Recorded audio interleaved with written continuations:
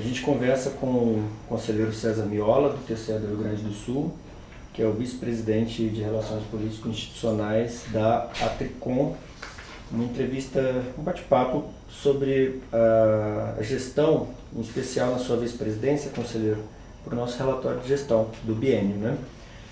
E eu estava vendo aqui, conselheiro, um número de proposições incrível, né, de acompanhamento só no Legislativo, de 661, né?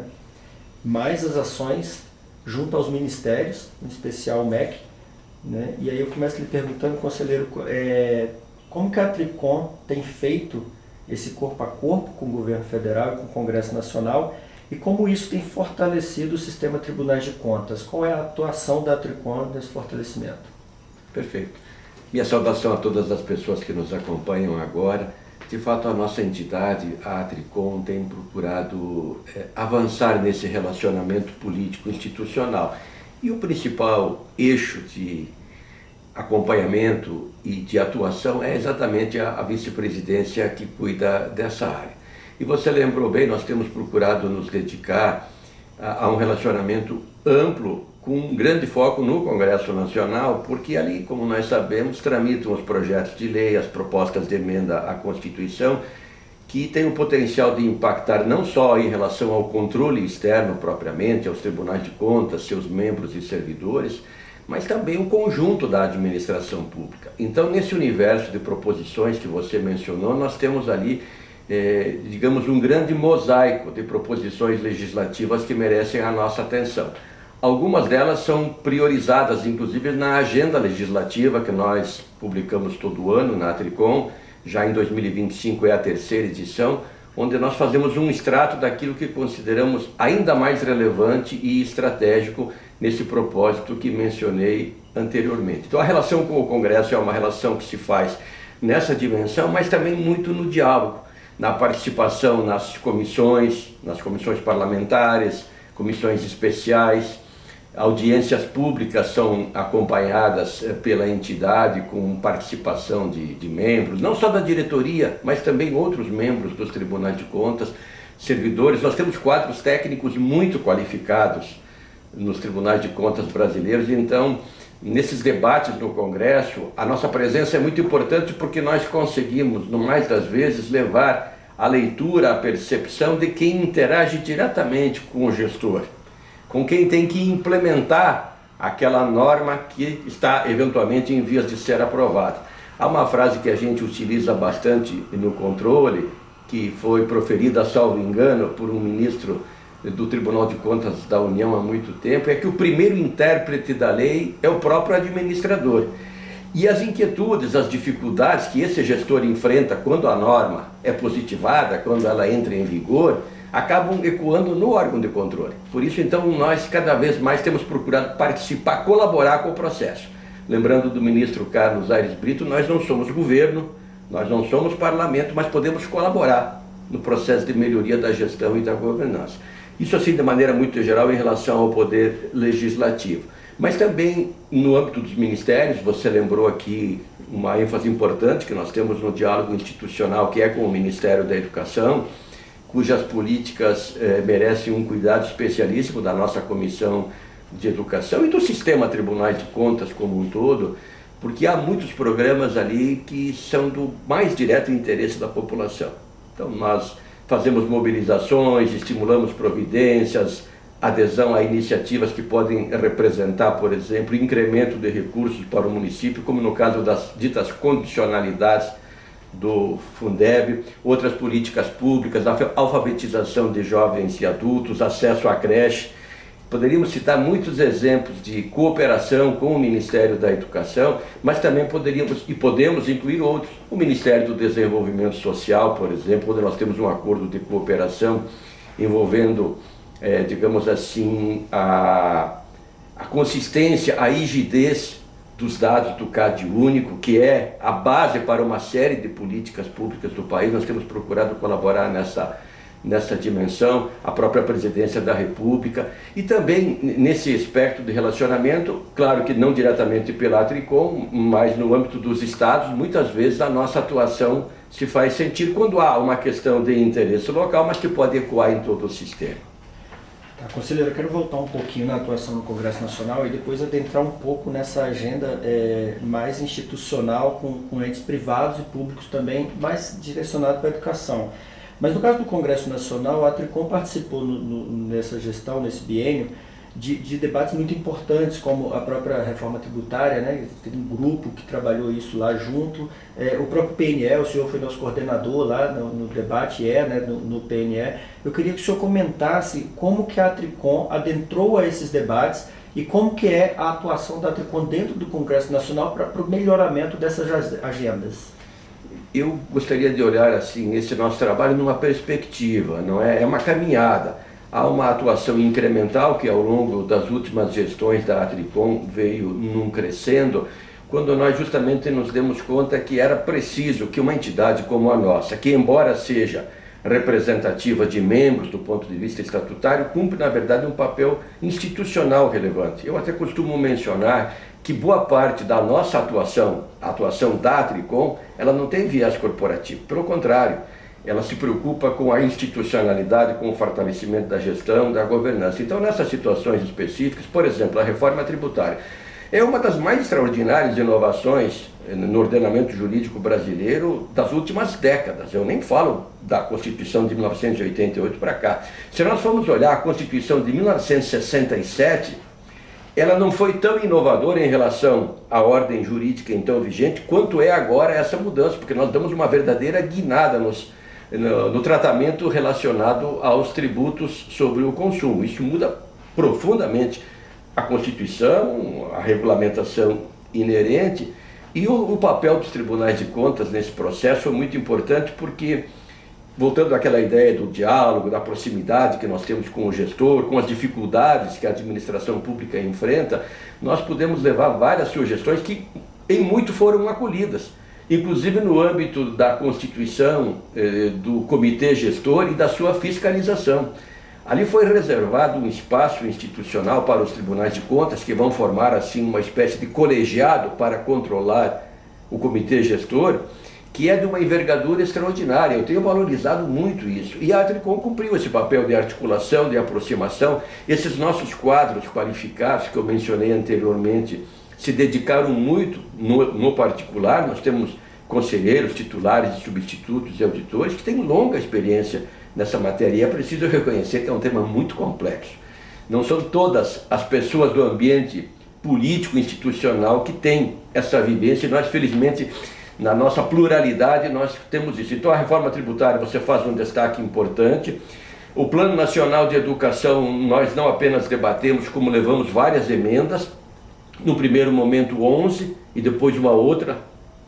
E acredito que podemos colocar ali a sensibilidade dos tribunais de contas em relação, por exemplo, ao cumprimento das metas do Plano Nacional de Educação. Procuramos levar lá a preocupação de, como o plano é decenal, ou seja, vigora por 10 anos, nós temos mecanismos previstos em lei de empoderamento dos tribunais de contas para que eles possam, por exemplo, emitir alertas, num determinado contexto, utilizar-se o não cumprimento do PNE como uma causa, eventualmente até para a reprovação das contas. Alguém poderá dizer, mas isso deflui da própria Constituição.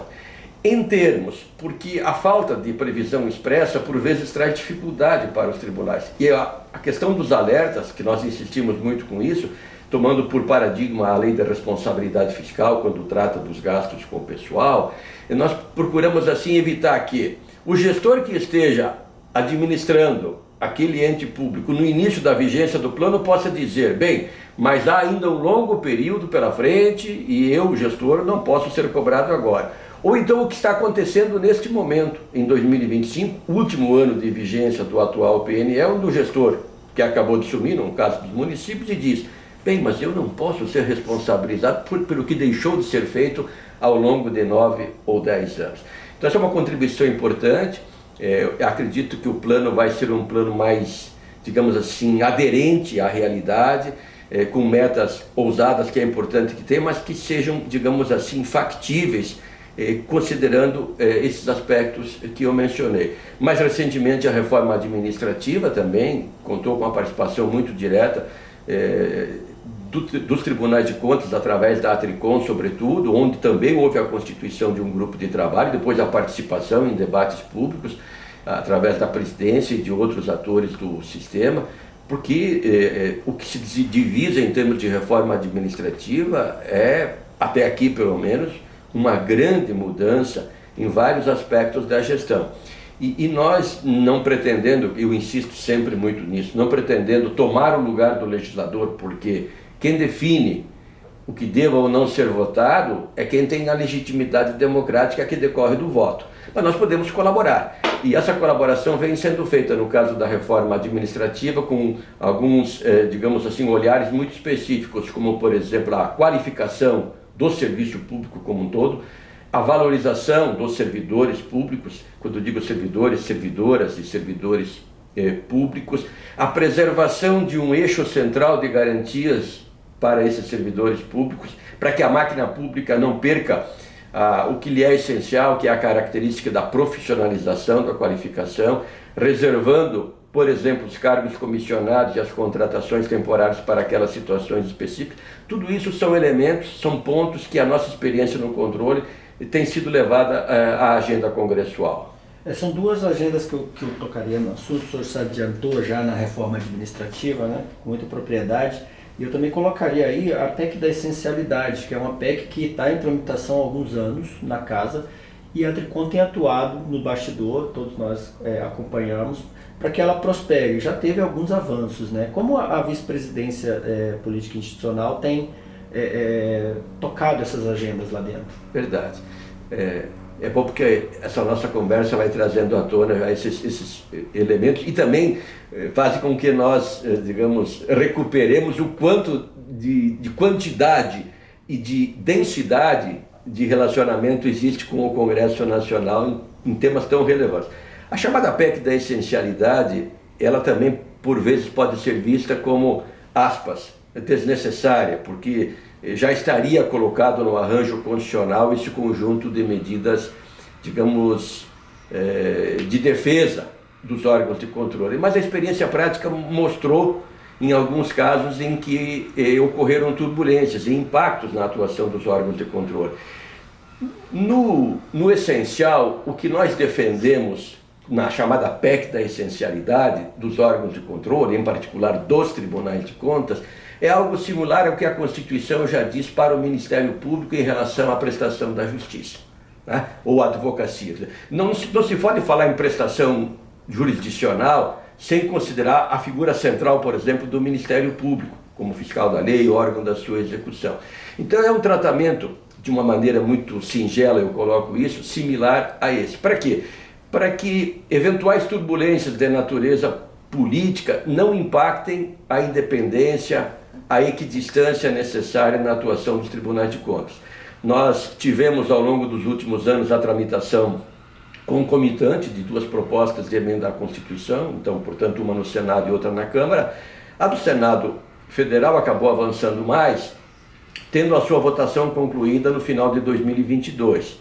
Agora, mais recentemente, então, o apensamento das PECs com aquela que já tínhamos na Câmara também, já com a tramitação encerrada, mas não ainda apreciada pelo plenário, para que essa concretização, para que essa futura promulgação da emenda seja um elemento, um substrato de segurança jurídica, de valorização dos órgãos de controle e justamente uma espécie assim de blindagem sistêmica, não dos membros, porque os membros dos tribunais de contas já têm as garantias asseguradas à magistratura. Então não há nada de corporativo nisso, é mais uma atuação na linha do que eu mencionava inicialmente, de defesa da institucionalidade no caso dos órgãos de controle.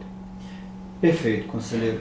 No nosso plano de gestão, conselheiro, a vice-presidência ela tem a função, né, e a missão de fazer a interação com o MEC, em especial a CECAD, né, CECAD, para a promoção da política nacional de equidade e também fomentar a adoção pelos tribunais de contas de cotas raciais em seus concursos públicos. Avançamos nesse ponto? Avançamos.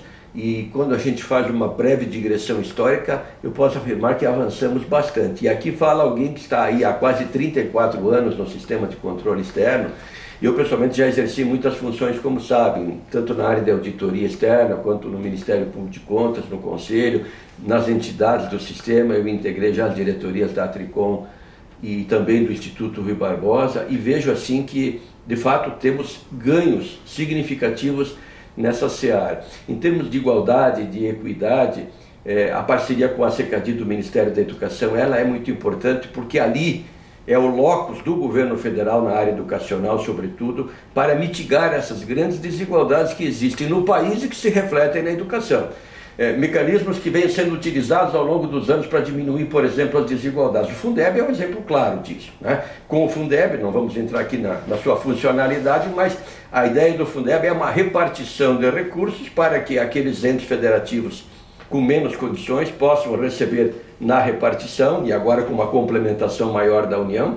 E aqui eu poderia fazer um parênteses para dizer que nós colaboramos muito, a Atricom colaborou muito na aprovação da emenda constitucional 108, que acabou ocorrendo no contexto pandêmico, inclusive, e essa emenda, que é a emenda do chamado Novo Fundeb, e na sua regulamentação, teve muita contribuição dos tribunais de contas, do sistema, do Instituto Rui Barbosa, através do Comitê Técnico da Educação e da Atricom como tal. Então, essas ações, elas estão colocadas hoje numa espécie de guarda-chuva interno da Atricom, que é a Comissão Consciência Cidadã. Então, nessa consciência cidadã, nós temos ações voltadas à equidade e igualdade de gênero. Foi até no período em que eu presidi a Atricom que foi editada a primeira nota recomendatória para, digamos, trazermos à tona a importância de os tribunais de contas voltarem os olhos para essa agenda. No âmbito da composição dos tribunais de contas, nós temos ainda uma disparidade muito grande. É claro que a composição dos tribunais não é decidida pelos próprios tribunais. Ela tem um modelo constitucional, onde preponderam as indicações do Poder Legislativo, e no caso do Poder Executivo, como nós sabemos, uma é livre do governante, do presidente, do governador ou do prefeito, no caso dos TCMs, e duas são vinculadas aos quadros dos tribunais, de auditores substitutos, de conselheiro e de procuradores. Mas esse cenário não nos impede, pelo contrário, deve nos estimular a fazer essa reflexão interna e com o próprio Poder Legislativo e com a sociedade. No caso dos concursos, nós editamos uma cartilha, nós editamos a Atricom, né, em parceria com outras entidades, não só do sistema, como o IRB, que é um parceiro constante, o apoio, via de regra, por exemplo, da Abracom, da Audicom, também é importante mencionar, de uma maneira geral nas nossas ações. Eu não poderia falar em relação política institucional sem valorizar o contributo de todas as entidades do sistema, como essas que eu mencionei, mais o Conselho Nacional de Presidentes dos Tribunais, o CNPTC, a própria ASUR, que é a entidade que congrega os órgãos de controle do Mercosul. E essa cartilha, voltando a ela também teve um contributo do IBDA, do Instituto Brasileiro de Direito Administrativo. E aí já é uma outra dimensão, sobre a qual talvez você vá me perguntar mais adiante, que esse relacionamento institucional, lato sensu, ele tem alcançado entidades ditas, por exemplo, do terceiro setor, não necessariamente institucionais públicas.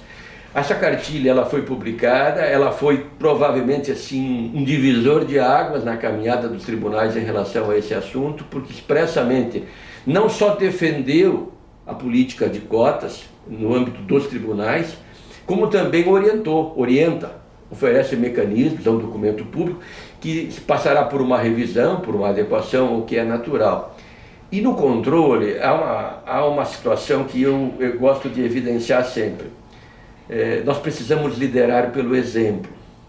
Então não poderia um órgão de controle cobrar, demandar, junto aos seus jurisdicionados, por exemplo, por iniciativas nessa linha, se ele próprio, Tribunal de Contas, não o fazia. Então, essa cartilha tem uma simbologia também muito grande nessa perspectiva. Perfeito. Conselheiro, enquanto presidente da Atricom, o senhor abriu várias frentes, né, de parcerias, né? É notável que essas parcerias até hoje ecoam, né? Nós trabalhamos muito essas parcerias, principalmente na primeira infância. O Sede de Aprender é um projeto do Conselho Nacional do Ministério Público, que a Atricom também faz uma adesão muito forte. E também tem outras parcerias com iniciativas privadas. O senhor poderia relatar para a gente como essas parcerias estão hoje, porque elas atendem primariamente ao nosso pilar da continuidade, né? Nós temos que dar continuidade aos projetos, aos atos e às ações da Atricom. Como é que o senhor poderia nos relatar isso? Claro. É bom que você faça essa pergunta, porque é uma dimensão importante do trabalho da Atricom, que também vem ao longo dos anos e não crescendo, né? A ideia de incremento é muito presente nessa nossa realidade. Cada período recebe um contributo, um olhar diferente, um aprimoramento. O Sede de Aprender nasce, e aqui precisamos dar o crédito, no Ministério Público de Alagoas, mas eles próprios, quando começaram a implementação, sentiram a necessidade de o órgão de controle, o Tribunal de Contas, que é quem tem esse relacionamento direto com o gestor, estar interligado. Aí então veio a provocação no sentido formal da palavra à Atricom e ao Instituto Rui Barbosa. Nós celebramos um acordo na época com o Ministério Público de Alagoas, TCE de Alagoas e as duas entidades, mas na sequência o CNMP, verificando a relevância da iniciativa, encampou para o Ministério Público Brasileiro o que nós já fazíamos nos Tribunais de Contas através da Atricom. O Sede de Aprender já tem inúmeras ações desenvolvidas, sendo que em 2025, agora neste ano, houve um grande engajamento nacional de auditores de tribunais de contas e de membros do Ministério Público visitando mais de 2.000 escolas. É claro que o universo é muito maior, nós temos mais de 150.000 escolas de educação básica no Brasil. Mas a amostra coletada foi com base em dados do censo escolar, onde as situações eram mais críticas. Imagine as pessoas que estão agora nos acompanhando e sabendo que, por exemplo, a escola do seu filho, da sua filha, não tem abastecimento de água potável, ou não tem um banheiro minimamente digno para ser utilizado, ou esse banheiro não tem porta. É algo muito básico, muito essencial, que ainda é verificado na educação brasileira, e eu repito, são dados oficiais do censo escolar do INEP. Aliás, aqui eu quero fazer um parênteses também sobre os dados do censo do INEP. Nós estamos trabalhando muito, já há alguns anos, e neste ano com ênfase ainda, para que os tribunais de contas possam ter acesso a várias bases de dados do INEP, do censo escolar e de provas, porque, usando de outro bordão aqui, nós dizemos que no controle não se controla o que não se conhece. Para que nós possamos fazer um bom controle da política pública da educação, os tribunais de contas precisam de acesso a dados.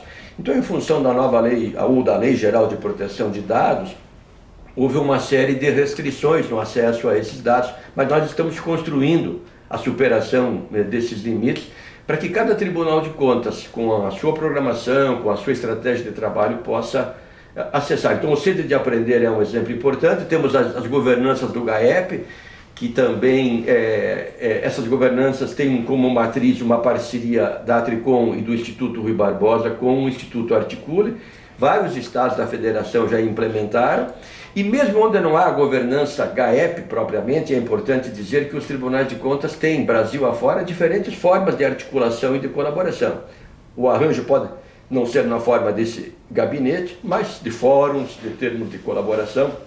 Então isso tem funcionado bastante bem. E ainda em relação, por exemplo, ao tema da equidade, enfrentamento ao analfabetismo adulto, aí sim a Atricom é uma verdadeira força mobilizadora do sistema, e eu quero aqui, além de agradecer as parcerias internas, né, da entidade, as nossas unidades, inclusive a comunicação, que sempre se mobilizam fortemente, preciso agradecer os tribunais de contas, porque esses efetivamente atendem o chamamento da diretoria, da presidência da Atricom, as comunicações, as unidades de comunicação dos tribunais de contas, que também sempre fazem esse engajamento. Então, eu até quando falo disso, sou tomado por uma certa dose de emoção, porque é muito bonito ver que a partir dessa força, digamos assim, central que a Atricom acaba coordenando, a Atricom não é um conselho nacional, mas em parte cumpre um papel idêntico, que esse arranjo que a Atricom consegue fazer junto com as suas parceiras do sistema e outros, tem levado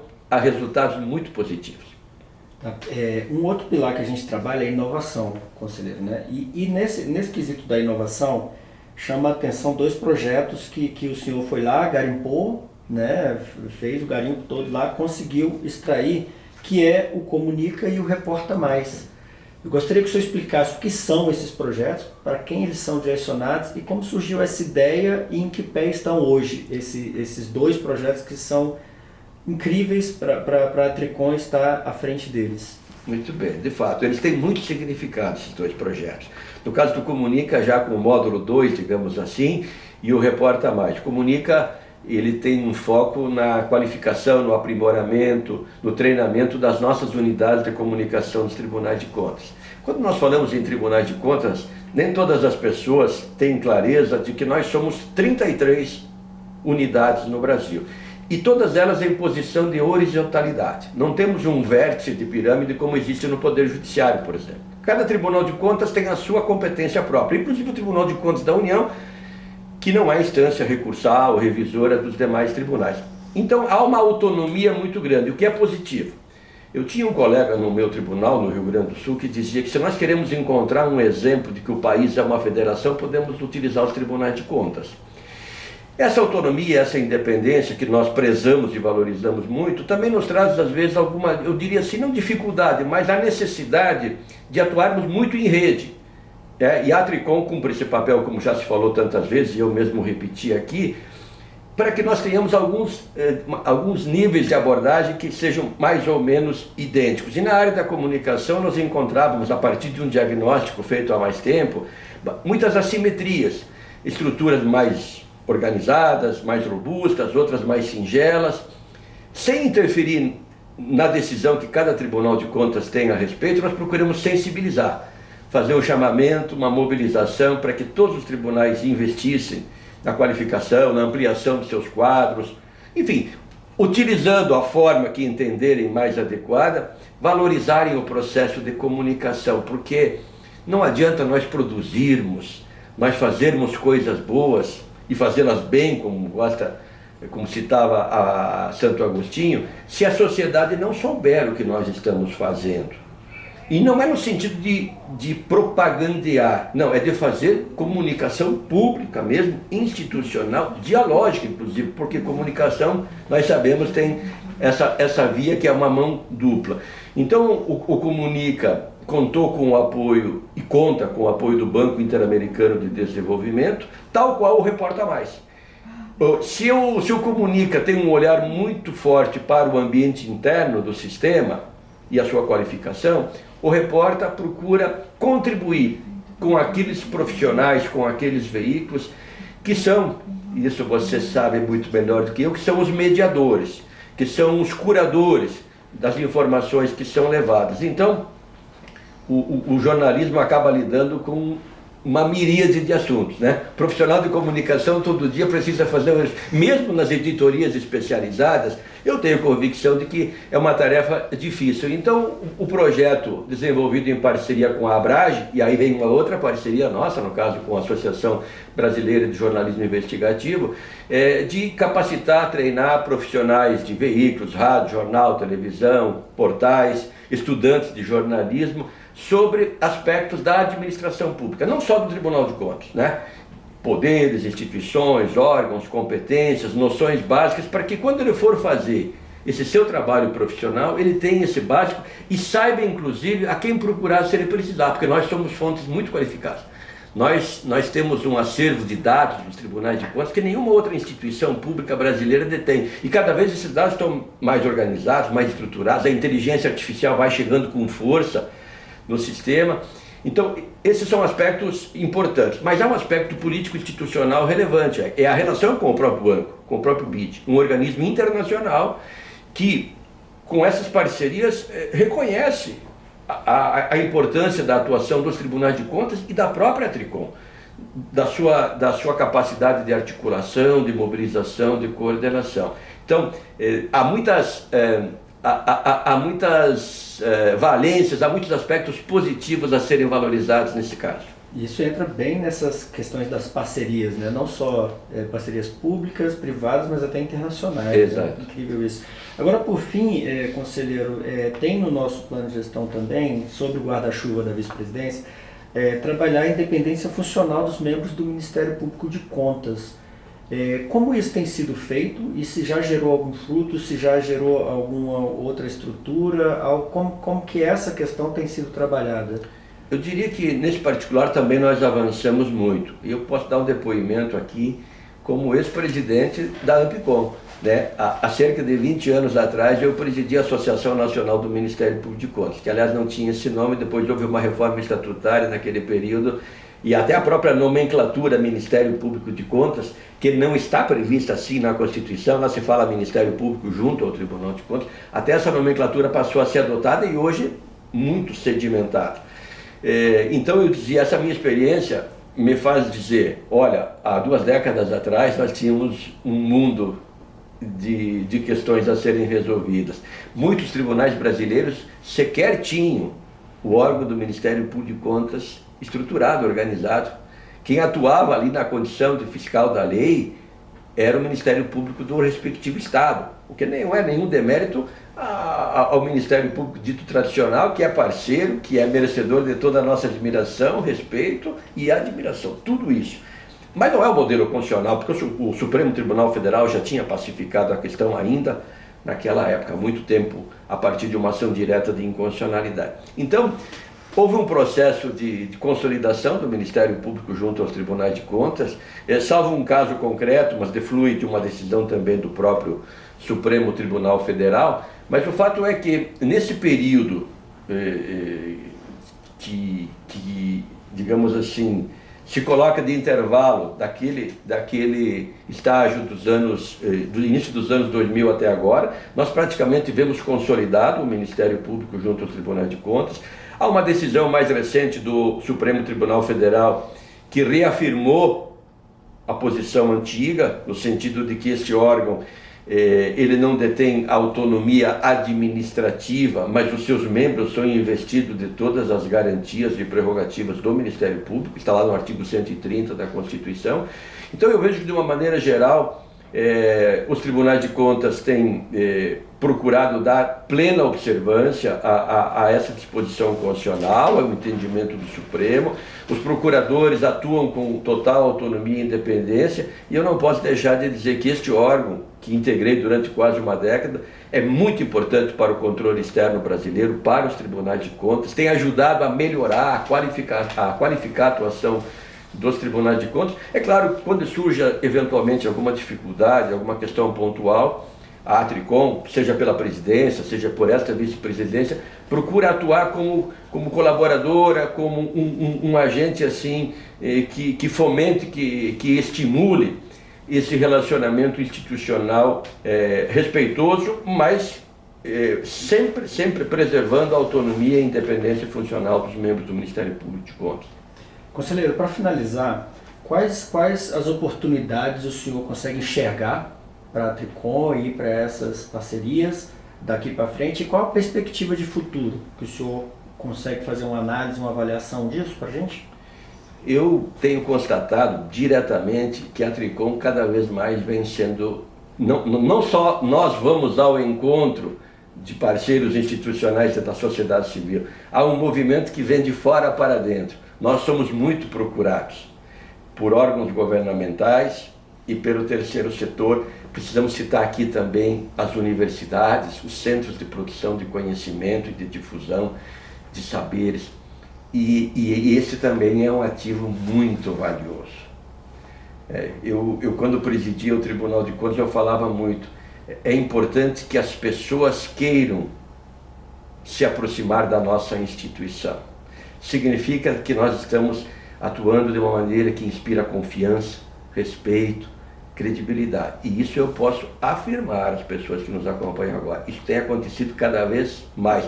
A tal ponto que, e às vezes até enfrentamos dificuldades para dar as respostas, tá? Inclusive a característica da nossa organização, que ela é na sua parte administrativa e operacional bastante singela, mas sem dúvida nenhuma, o que eu percebo é isso, ao lado de nós procurarmos assim estabelecer laços na linha que já mencionamos aqui, temos sido cada vez mais procurados. Para mim isso é um atestado da relevância da entidade Atricom, das entidades do sistema e, sobretudo, de quem nos dá vida, que são os tribunais de contas brasileiros. Perfeito. Nós conversamos com o vice-presidente de Relações Políticas e Institucionais da Atricom, o conselheiro César Miola, do TCE do Rio Grande do Sul. Conselheiro, muito obrigado. Muito obrigado.